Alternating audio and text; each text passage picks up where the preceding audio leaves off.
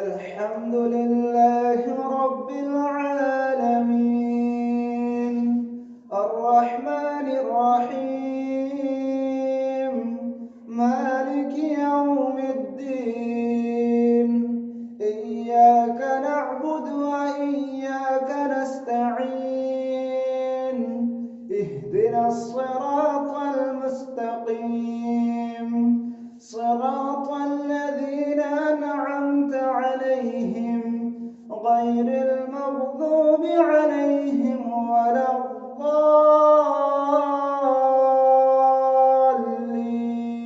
الضالين